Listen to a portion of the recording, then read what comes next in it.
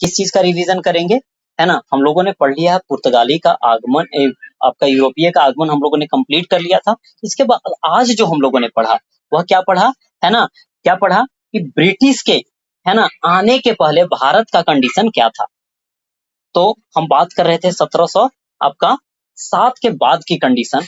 तो क्या होगा, आपका औरंगजेब की होएगी मृत्यु, है ना, औरंगजेब की होएगी मृत्यु। इसके बाद है जो अंग्रेज की जो पॉलिसीज थी, है ना, वह क्या थी, बड़ा ही खराब थी। और औरंगजेब के बाद आने वाले शासक क्या थे, बड़ा ही क्या थे, कमजोर थे, कमजोर थे, जिसके कारण से आपको देखने को मिलेगा इनका पतन। ठीक है। फिर हम लोगों ने बात किया था क्या, मोहम्मद शाह के टाइम में, है ना, इनकी क्षेत्र है जो काफी सिकुड़ जाती है, जिसमें हैदराबाद, बंगाल, अवध, पंजाब, ठीक है, ये सब हैं जो क्या होने लगते हैं, स्वतंत्र आपको होते हुए दिखेंगे। इसके बाद फिर हम लोगों ने पढ़ा कि मुगल के समक्ष चैलेंजेस क्या क्या थे। तो एक तो बाहरी चैलेंज और एक है जो अंदर की चैलेंज। बाहरी चैलेंज में हमने क्या चर्चा किया था, बाहरी चैलेंज में हम लोगों ने चर्चा किया था कि जब अंदर से आदमी खोखला होता तो बाहर से चीजें अटैक कर ही जाती। तो अंदर का शासक जो था बड़ा ही कमजोर ठहरा, और कमजोर ठहरने के कारण से बाहरी आक्रमण आपको देखने को मिलेंगे। ये लोग हैं जो अपने बॉर्डर को, है ना, प्रोटेक्ट करने में सक्षम नहीं रहेंगे, है ना, और इन लोगों ने ऐसा प्रयास भी नहीं किया। फिर हम लोगों ने बात किया क्या, इस मोहम्मद शाह के टाइम में बाहरी आक्रमण आपको किसका देखने को मिलेगा, आपको नादिर शाह का, है ना। नादिर शाह 1738-39 में क्या करेगा, तो आपका लाहौर पे कब्जा कर लेगा। ठीक है। इसके बाद 13 फरवरी 1739 को यह क्या करेगा, आपका करनाल की युद्ध में मुगल सेना को हराएगा। और इसके बाद है जो दिल्ली पे, है ना, अपना अधिकार करेगा, 57 दिन तक शासन भी करेगा, है ना। क्या करेगा, यहाँ से आपका पीकॉक थ्रोन यानी मयूर सिंहासन, कोहिनूर हीरा और 71 करोड़ रुपया लूट कर करके जाएगा। और इसने क्या किया, डिवास्टेट कर दिया पूरे एरिया को, है ना, गांव तक को भी यह नहीं छोड़ता है। कौन, नादिर शाह। साथ ही सिंधु घाटी के पश्चिमी इलाके, सिंधु घाटी के पश्चिमी इलाकों पर इसका क्या हो गया था, कब्जा, जो कि हमने इस मैप के माध्यम से आपको समझाया, है ना, इस मैप के माध्यम से मैंने आपको समझाया। इसके बाद है जो फिर हम लोगों ने यह भी बात किया था कि यह 57 दिन की नादिर शाह की कब्जा ने क्या किया, क्या किया, अंग्रेजों के रास्ते हैं जो काफी आसान कर दिए, है ना। और यह पता लग गया क्या, अंग्रेजों को भी कि मुगल सत्ता में अब दम नहीं है, इसे इजीली हराया जा सकता है। यानी एक प्रकार से आई ओपनर था, है ना, आई ओपनर था मुगल किलों के लिए, अंग्रेजों के लिए। इसके बाद देखिए फिर से बाहरी आक्रमण आपको नादिर शाह के मरने के बाद किसका होगा, अहमद शाह अब्दाली का होगा। और यह अहमद शाह अब्दाली आपका कब आएगा, है ना, जिसे अहमद शाह दुरानी के नाम से भी जानते, 1747 में गद्दी पर बैठेगा नादिर शाह के मरने के बाद। नादिर शाह कहाँ का शासक था, आपका ईरान का, तो यह भी कहाँ का रहेगा, ईरान का। ठीक है। यह क्या होगा, 1748 से लेकर के 1768 के बीच कई सारा युद्ध आपको लड़ेगा, है ना, इंडिया में कई बार मुगल को तंग करेगा भैया, है ना। और इसके टाइम में ही हम लोगों ने बात किया क्या कि 1757 में जब आलमगीर द्वितीय था, यह क्या करेगा, है ना, दिल्ली पे फिर से यह कब्जा करेगा और अफगान केयर टेकर को रख देता है, अफगान केयर टेकर। इसके बाद है जो कौन, आपका आलमगीर द्वितीय जो मुगल एम्परर था, है ना, और उसका मीर बख्शी बना देता है नजीब उद्दौला को। इसकी भी हम लोगों ने अभी चर्चा किया, जो कि एजेंट था किसका, अहमद शाह अब्दाली का। इसके बाद है जो फिर आपका यह नजीब उद्दौला, जो कि इस क्या आपका दुर्रानी का एक प्रकार से, है ना, सुप्रीम एजेंट था। इसको मराठा आपका रघुनाथ राव के द्वारा हराया जाता है ना, पंजाब पे कब्जा कर लिया जाता है, जिसे बुरा लगता है किसे, आपका अहमद शाह अब्दाली को। और उसे हराने के लिए आता है 1761 में कौन, अहमद शाह अब्दाली, लड़ता है पानीपत का तृतीय युद्ध, और इसमें है जो आपको क्या होता है, अहमद शाह अब्दाली जीतता है, मराठा की हो जाती है हार, है ना। तो इन बढ़ते मराठा की शक्ति होएगी कमजोर। इसके बाद फिर हम लोगों ने क्या बात किया, तो ये सब एक्सटर्नल, है ना, थ्रेट आपको मुगल को देखने को मिलेंगे, जिसके कारण से मुगल, है ना, मुगल का पतन होगा। तो 3 बैटल हुए पानीपत का। पहला हुआ आपका 1526 में बाबर और किसके बीच, इब्राहिम लोदी के बीच, जिसमें बाबर जीतता। दूसरा आपका हुआ अकबर और हेमू के बीच, जिसमें कौन जीतेगा, आपका अकबर जीतेगा 1556 वाली। फिर 1761 में आपका तृतीय युद्ध होगा मराठा और अहमद शाह अब्दाली के बीच, जिसमें अहमद शाह अब्दाली है जो जीत जाएगा। फिर हम लोगों ने यह भी चर्चा किया इसके हिसाब से कि आखिर आखिर पानीपत ही क्यों है जो क्या लोगों के लिए एक फेवरेट है जो बैटलफील्ड था, युद्ध का क्षेत्र था, इसकी हमने चर्चा किया क्या कि मेन आप इसके स्ट्रेटेजिक लोकेशन को देखेंगे तो एक खैबर दर्रा ही था, है ना, जिसके थ्रू इजिली है जो लोग इंटर कर जाते थे। ठीक है, बाकी डेजर्ट वाला एरिया था, ऊपर कश्मीर वाला एरिया को देखेंगे तो काफी डेंस फॉरेस्ट वाला है, तो वहां से आना आसान नहीं था। ठीक है, साथ ही इसके लोकेशन को देखें तो दिल्ली से बड़ा नजदीक था, जिसके कारण से सप्लाई वगैरह देना आसान होता था। इसके बाद है जो फिर हम लोगों ने बात किया क्या कि पानीपत वाला एरिया फ्लैट ग्राउंड था, जिससे है जो घुड़सवार को जाना आसान होता था। ठीक है, साथ ही शेरशाह सूरी के द्वारा जीटी रोड बना दिया गया था, जिसके कारण से क्या था आपका है जो, है ना, सैनिकों को मूव कराना आसान होता था। इसके बाद है जो मानसून उस एरिया में आपका पानीपत हरियाणा वाले एरिया में मानसून कम दिनों तक रहती थी, है ना, यह भी एक कारण था। और साथ ही उस एरिया में क्या था, आर्टिजन्स वगैरह है ना काफी हुआ करते थे। इट मीन्स उस एरिया में हथियार वगैरह इजिली अवेलेबल हो जाया करते थे, जो कि युद्ध के लिए जरूरी होता। तो यह है जो बाहरी आक्रमण की बात, हम बाहरी है ना चैलेंज की बात किया था। इंटरनल में हमने बात किया कि यहाँ जो भी उत्तरवर्ती शासक आए वह बड़ा ही कमजोर रहे, है ना।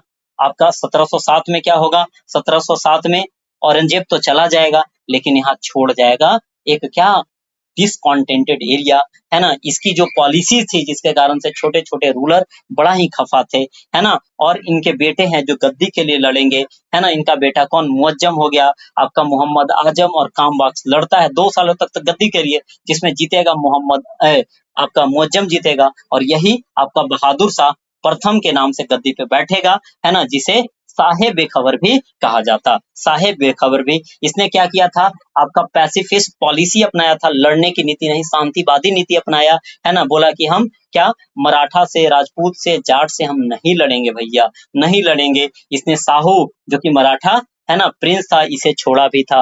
राजपूत को कहा कि अपने एरिया को ले लो, लेकिन है जो बंदा बहादुर इससे लड़ते भी। ठीक है, और अंततः 1712 में आपका क्या होता, मोहम्मद शाह यानी बहादुर शाह प्रथम की क्या हो जाती है, मृत्यु। इसके बाद फिर हमने बात किया जहांदर शाह की।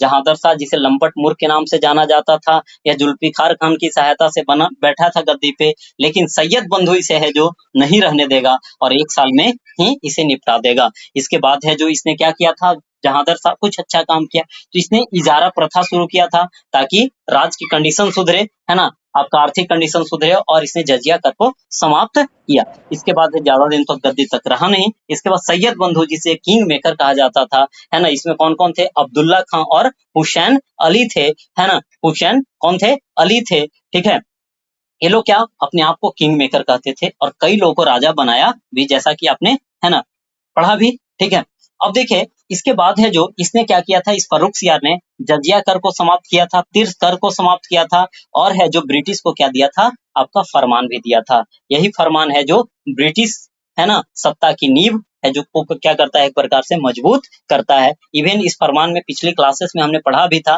कि इसमें क्या है, सिक्का वगैरह सब कुछ चलाने की अनुमति दे दी गई थी, है ना। जो कि देखिए अभी पढ़ा कि अकबर जो द्वितीय था उसके टाइम में क्या होगा, अब तो मुगल के नाम से सिक्का भी नहीं चलेगा। इस समय तो फर्रुखसियार बोला था कि मुगल के नाम से चलाओगे, लेकिन यही अकबर द्वितीय आते आते इसके नाम से सिक्का भी चलना बंद हो जाता है। ठीक है, और नहीं बोला जाता है कि देखो मेरे यहाँ सिक्का चलता है, सिक्का मतलब शासन चलता है, एक प्रकार से बोला जाता है। 1719 में क्या होता है, इस फर्रुखसियार को फिर से जिसने बैठाया गद्दी पे वही उतार देता है, पेशवा है ना बालाजी विश्वनाथ के सहायता से, और इसे अंधा कर करके मार दिया जाता है।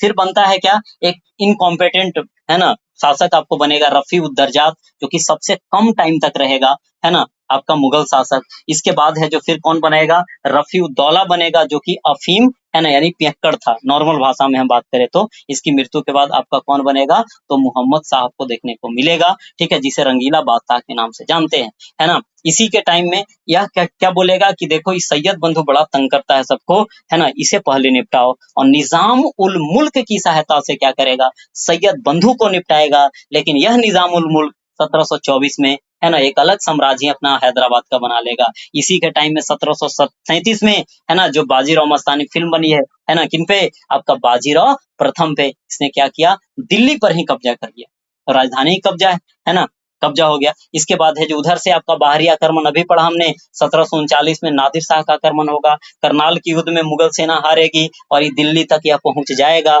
है ना, और क्या करेगा, मयूर सिंहासन लूट कर करके ले जाएगा, है ना, 71 करोड़ रुपया ले गया। ठीक है, और भी तख्ते ताउस आपका ले जाएगा ही, कोहिनूर हीरा वगैरह ले गया ही, और साथ ही सिंधु घाटी के पश्चिम वाले क्षेत्र पर क्या कर लेगा, कब्जा कर लेगा, पर्शियन इंपायर यानी ईरानियन इंपायर में मिला लेगा। इसके बाद बनेगा अहमद शाह।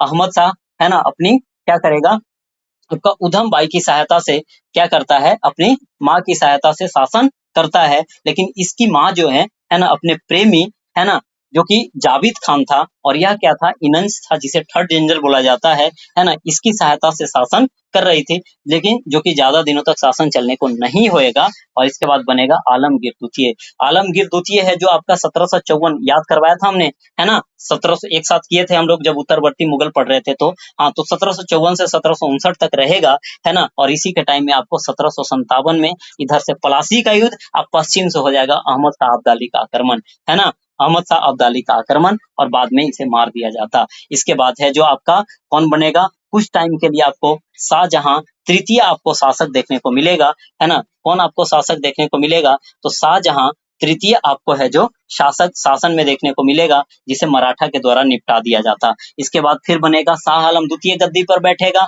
और इसके टाइम में दो प्रमुख युद्ध हुए। एक तो है जो प्लासी का, है ना, प्लासी सॉरी पानीपत का तृतीय युद्ध, जो कि अहमद शाह अब्दाली मराठा के बीच, मराठा इसमें हारेगा, अहमद शाह अब्दाली जीतेगा।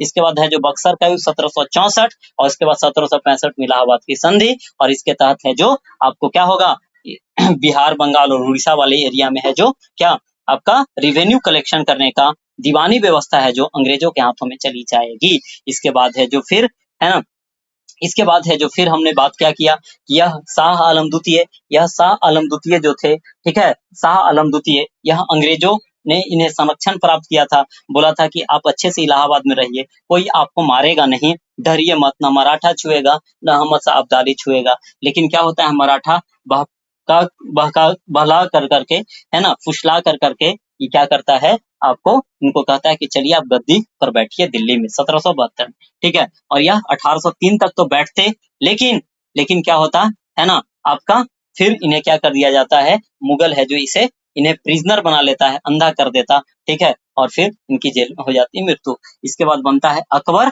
आपका द्वितीय, जिसे अकबर शाह द्वितीय कहा जा रहा है, 1806 से 37। देखिए शाह आलम द्वितीय का हाल अंग्रेजों ने अपनी बढ़ती शक्ति में क्या किया, तो अकबर द्वितीय का क्या होना है, बस नाम मात्र का ये शासक रह गया, है ना। इसकी पेंशन बंद हो गई, इसके टाइम में सिक्का वगैरह इसके नाम से चलना बंद हो गया, ठीक है। यह बोलते हैं राजा राम मोहन राय को कि जाओ भाई, है ना, जाकर के ब्रिटेन में कुछ बोलो कि देखिए ऐसा ईस्ट इंडिया कंपनी वाले मेरे साथ अच्छा व्यवहार नहीं कर रहे हैं, ठीक है। और यही इसके बदले में जाते, है ना, आपका अकबर द्वितीय का फरमान लेकर करके, यही कारण से राजा राम मोहन राय को आपका राजा की उपाधि, है ना, अकबर द्वितीय ने दिया, ठीक है। इसके बाद है जो आपका बहादुर शाह आपका द्वितीय, और बहादुर शाह द्वितीय वाली हम बात करें तो यह जो है आपका क्या होगा, 1837 से 57, है ना, 37 से 57, यह अंतिम मुगल एम्परर था, अंतिम मुगल एम्परर था। 1857 की क्रांति में यह दिल्ली से लड़े, है ना। अब सोचिए अंग्रेजों ने तो इन लोगों को पेंशन पे रखा था, तो बोला कि क्या तुम्हें टेंशन था भाई, क्यों लड़े तुम मेरे खिलाफ,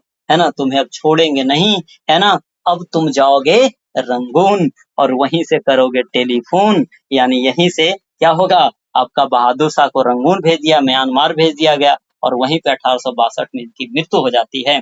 और 1857 के बाद से क्या होगा, 1 नवंबर 1858 को क्वीन विक्टोरिया जो है अपने आप को यहाँ की महारानी घोषित कर देती है, यानी यह घोषणा कर देती है कि मुगल साम्राज्य अब क्या हो चुका है, खत्म, इट मीन्स हमारा साम्राज्य आ चुका है। और यही क्वेश्चन है जो आपसे बीपीएससी भी पूछी है, ठीक है। तो होप कि अभी जो हम लोगों ने, है ना, जो लगभग 1.5 से 2 घंटे में पढ़ा, वो आपको 10 से 12 मिनट में मैंने करा दिया रिवाइज।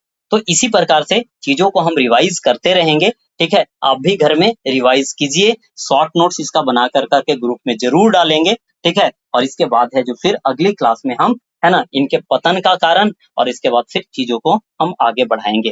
तो होप की, है ना, क्लास काफी आपको अच्छी लग रही होगी और किसी को कोई डाउट नहीं होगी, है ना। किन्हीं को कोई डाउट है तो बोल सकते हैं, कोई डाउट बोलिए। नो भैया, नो भैया। चलिए तो क्लास को बाइंड अप किया जाए। चलिए तो क्लास को हम करते हैं बाइंड अप, है ना, और फिर मिलते हैं आप सुबह वाली क्लास में, ठीक है। कल तक ही आपकी करंट अफेयर की क्लास होएगी, ठीक है। उसके बाद है जो अगले दिन से हमारी क्या साइंस वाली सेक्शन है जो शुरू होने को है। तो आपके जो भी कोई मित्र वगैरह हैं, है ना, तो उन्हें आप इन्फॉर्म कर दें कि 7 से सुबह 7 बजे से लेकर करके आपकी 8:30 तक साइंस वाली सेक्शन है जो शुरू होने को है ना। इसमें पूरी एनसीईआरटी हम कवर करेंगे और साथ ही अन सेक्शंस जहाँ से क्वेश्चन साइंस के पूछे जाते हैं उन्हें भी हम साथ साथ में कवर करने को है। ठीक है, तो यह रिवीजन वाली वीडियो आपको यूट्यूब पे मैं, है ना, अपलोड कर दूंगा। तो वहां से आप बार बार चीजों को सुनते रहेंगे तो आपके लिए चीजें काफी आसान होती रहेगी। साथ ही वहां पे चीजों को जाइए तो कम से कम वीडियोस वगैरह को लाइक वगैरह कीजिए ताकि दूसरे को भी, है ना, यह वीडियो रिकमेंडेशन में जाए।